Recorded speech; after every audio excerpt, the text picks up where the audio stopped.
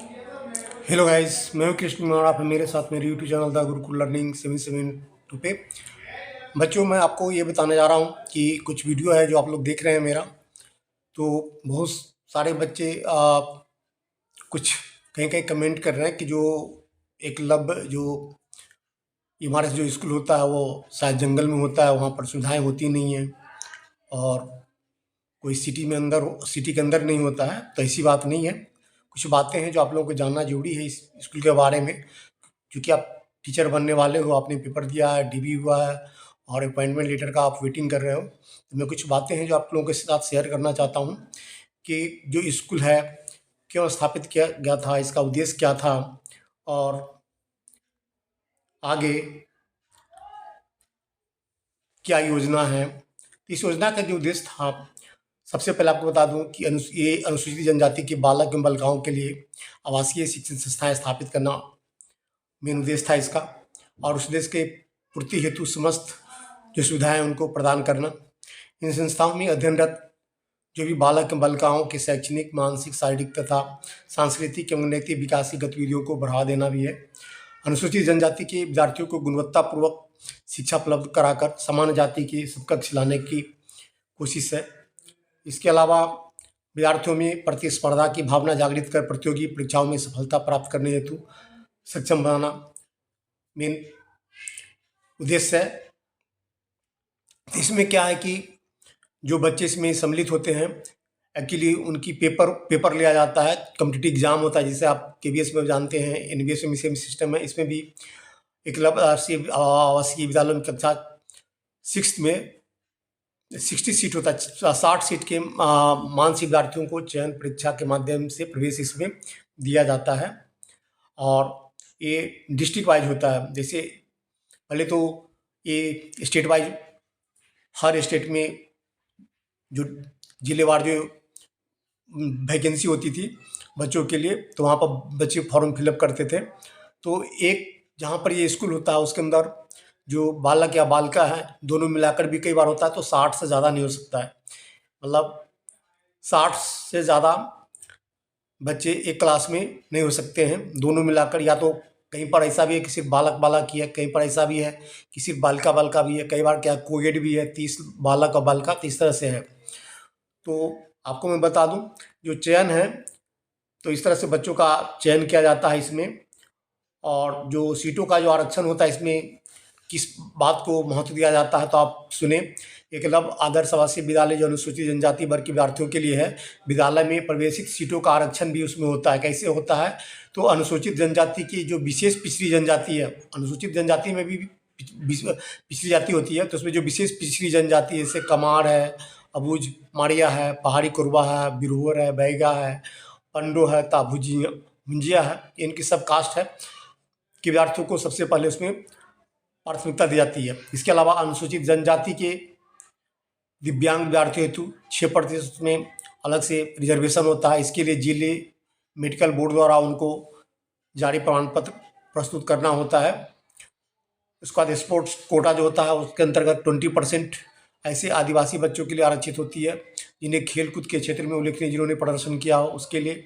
और गैर आदिवासी विद्यार्थी हेतु 10% सीट होते हैं गैर आदिवासी, जिसमें से उक्त सीटों पर गैर आवासीय विद्यार्थियों को प्रवेशित कराने के संबंध में प्राथमिकता क्रम निम्नानुसार होता है। क्या होता है उसमें, जैसे कि एकलव्य विद्यालय में कार्यरत जो कर्मचारी हैं उनके बच्चे हुआ, या नक्सल प्रभावित क्षेत्र हुआ, नक्सल हिंसा में अपने पालक या अभिभावक होने वाले जो विधवा महिला के बच्चे हुआ, दिव्यांग पालकों के बच्चे हुआ, स्थानीय समुदाय के बच्चों के लिए 10% सीटें उसमें आरक्षित होता है। लेकिन उसमें भी क्या है, हर जगह के लिए कंपटीशन हर जगह है। 60 सीटें अनुसूचित जनजाति के छात्रों से भरा जाता है। तो ये कुछ बातें हैं जो मैं आपको बताना चाह रहा हूँ। इसमें योग्यता पात्रता क्या होता है, बच्चे का जो सिलेक्शन होता है कैसे होता है, तो इसकी जो पात्रता की जो शर्तें हैं, विद्यार्थी की जो आयु है 10 से 13 वर्ष के बीच होनी चाहिए। उसके अलावा कक्षा 5वीं में जो बच्चा पढ़ रहा हो तो 5वीं पास हो और उसमें 5वीं में कम से कम 50% अंक होना अनिवार्य है।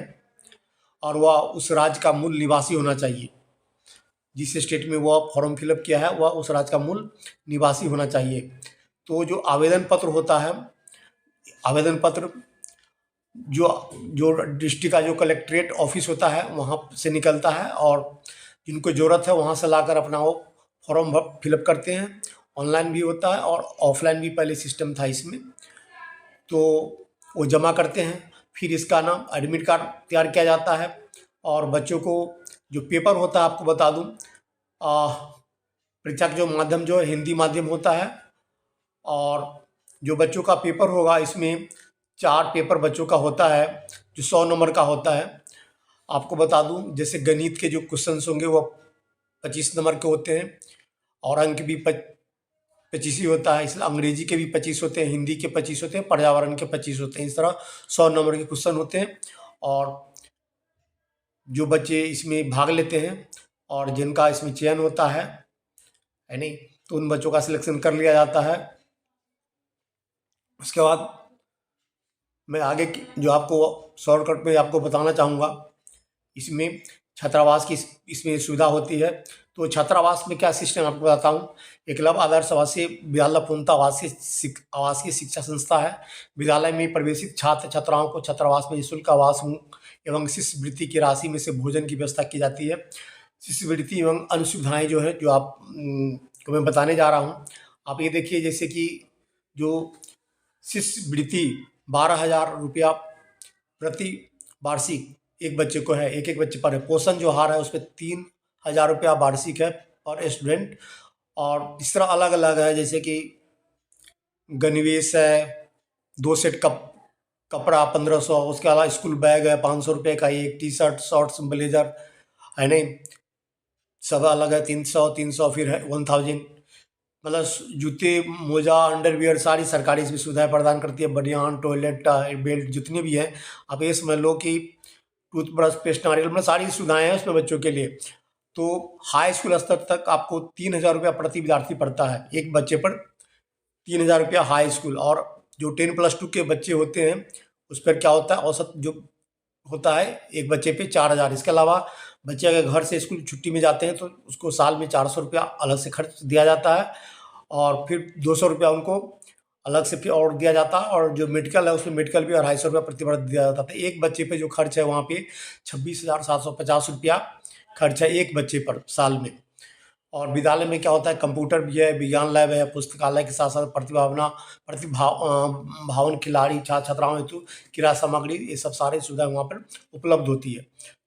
आप लोग के जाना जरूरी है क्योंकि आप लोग उसमें जा रहे हो। और बच्चे का आपको बताया हूँ जो चयन होता है वो अपना फॉर्म फिलअप करके बच्चे अपना कंपटीशन के थ्रू अपना जाते हैं इसमें।